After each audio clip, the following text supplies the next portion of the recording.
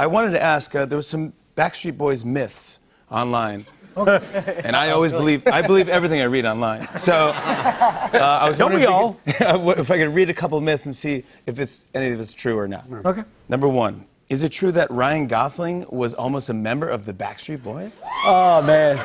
This just won't go away. This just won't go away. No, we used to, okay, so long story short, we used to live in the same apartment complex when he was doing the Mickey Mouse Club. Him, Justin, Christina, Brittany, all them. Yeah. We were playing basketball like almost every other day. The group had started. I kept telling him how big this was going to be, and he's like, dude, new kids already did it. This is never going to work. Just shoot the ball. Cut to, he was wrong.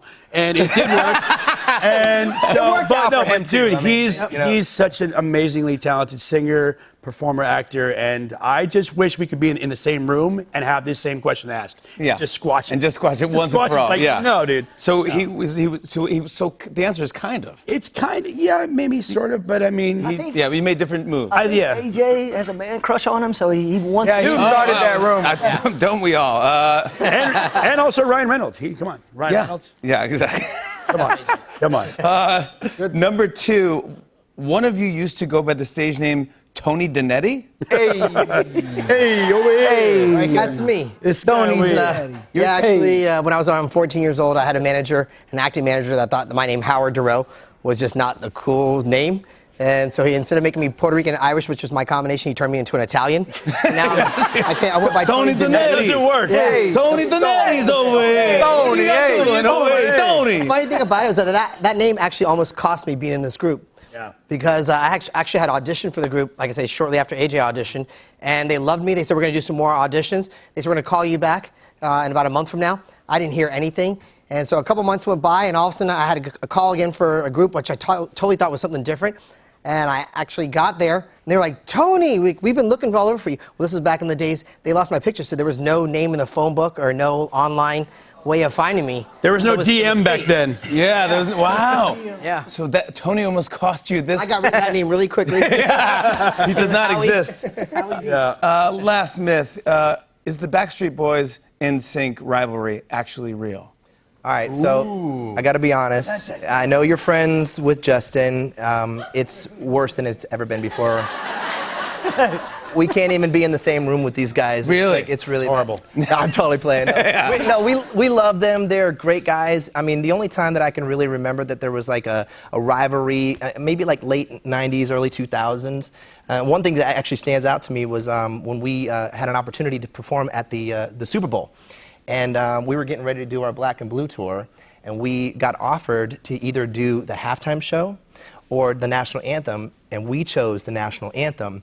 And looking back at that time, and then they did Britney and NSYNC, and remember that. And they performed at the halftime. Wait, but why did you choose the national anthem? Well, we just thought it was more prestigious, you know, because it's like us being a boy I didn't want to stress out. I wanted to watch the game. I wanted to do the anthem, watch the game, and that be it. I didn't want to stress out. They're a bunch of great guys. I look back at it. It's one of those. It's kind of one of those bucket list things. Like, you know, kind of regret it a little bit. Maybe wish we could still do a Super Bowl. Next Super Bowl halftime, BSB. Let's do it. Let's do it.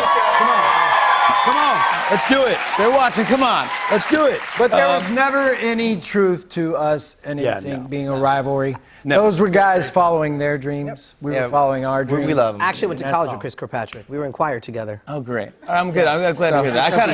I kind of knew that, but I'm glad you're friendly. Let's talk about the second leg of the DNA World Tour. How is it so far? Did you enjoy it? It has been so much fun. It really has. I mean, we have an opportunity to go all over the world, you know, and see these amazing. Now we're going out again, you know, in America. So it's just like one of my favorite shows since like the Millennium Show. Honestly, it's just a great show. It takes you down this amazing 26-year journey, plus about 6 songs off of the DNA record, and just some really beautiful visuals. It's almost a 2-hour show. You guys perform 32 songs. 32 songs in the set. Right? Yeah. 32 songs? Yeah. We do some medley. Be exhausted. Stadiums. Really, when they come here, they rehearse and they all day long. These guys are the most professional guys and the most talented guys we've had on the show. Thank you so much. Who are you, man? You gotta I'm come gonna out come and see the you. show. Yes. I'm gonna on come out. see you. I'll see you at Jones Beach, July 10th. Beach. I'm gonna be at the Jones Beach show. Give me a shout out. Maybe we'll have the ragtime gal. Yeah, maybe. Yeah. I love you guys. Backstreet Boys, everybody. Tickets for the North American leg of the DNA World Tour go on sale this Friday. On and on and on. I said, and it's on and on and on.